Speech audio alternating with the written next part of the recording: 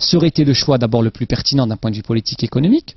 Ça aurait été le choix le plus juste, parce que nos pères ont été déracinés.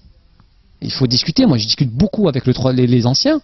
J'ai même un projet de livre sur la mémoire des anciens, sur leur rapport aux ouvriers français, sur leur rapport au patronat, sur leur rapport à la France, sur la façon dont ils vivaient leur solitude, leur vie sexuelle. Enfin, c'est toute une tragédie. C'est 30 ans d'histoire sur laquelle, encore une fois, seul un certain courant, une certaine vision du monde et une certaine conception de la question sont les seuls qui ont écrit sur le sujet.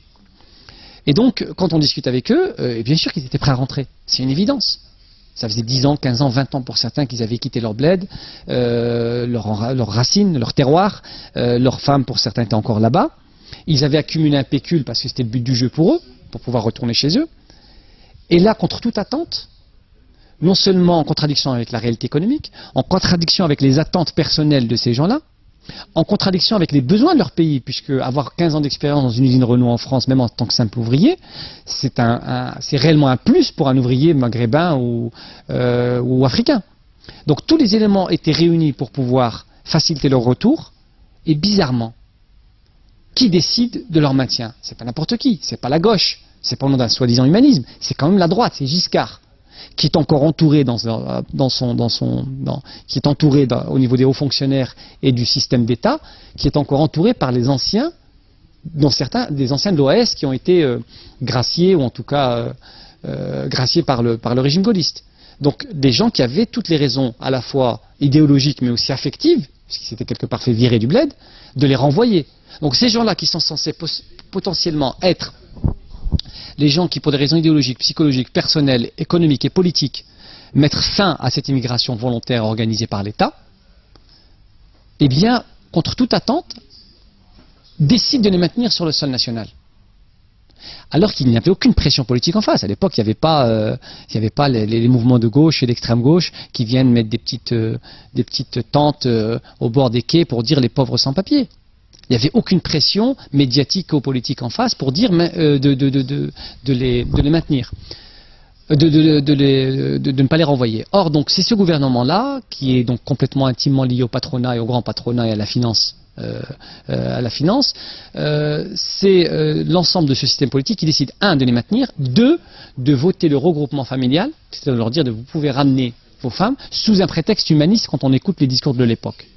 Pendant 30 ans ou 20 ans, ces hommes célibataires, leur souffrance, leur solitude sentimentale n'avaient fait l'objet d'aucune considération.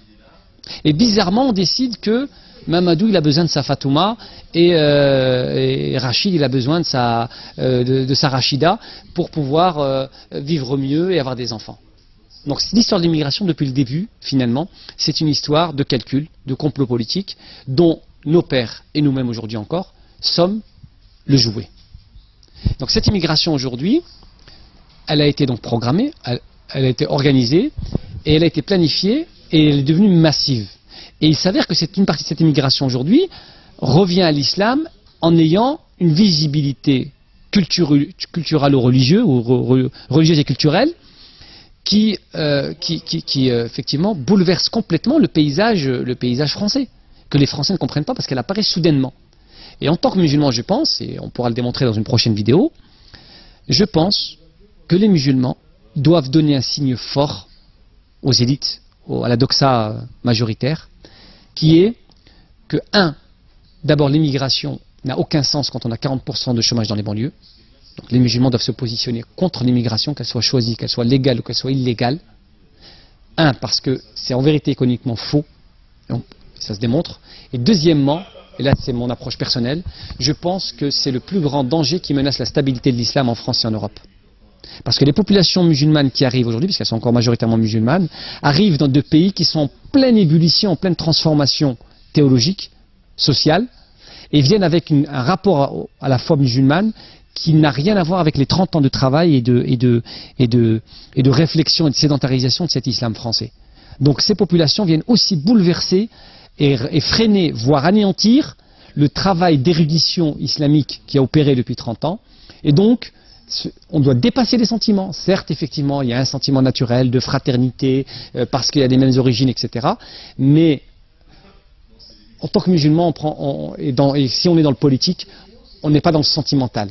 On est dans des décisions qui sont parfois effectivement dures, brutes, et je pense que nous devons réfléchir à cette question en tant que musulmans, nous prononcer, et à titre personnel, je pense que c'est une erreur d'essayer de justifier cette immigration, parce qu'au final, Besancenot qui défend les sans-papiers, quand la récréation sera finie, et qu'elle sera sifflée, et que la Saint-Barthélemy va pouvoir commencer, parce que c'est ça le véritable risque, quand l'état de droit, comme je le disais tout à l'heure, explose, il reste que le ressenti, et le ressenti des Français depuis 40 ans, à mon sens, il n'est pas simple. Et bien à ce moment-là, le petit facteur, qu'est-ce qu'il dira? Ah ben non, mais pour les sans-papiers, je me suis planté. Et d'ailleurs, je m'appelle Olivier, je ne m'appelle pas Mamadou. Et dans ce cas-là, c'est Mamadou et ses descendants qui vont payer le prix.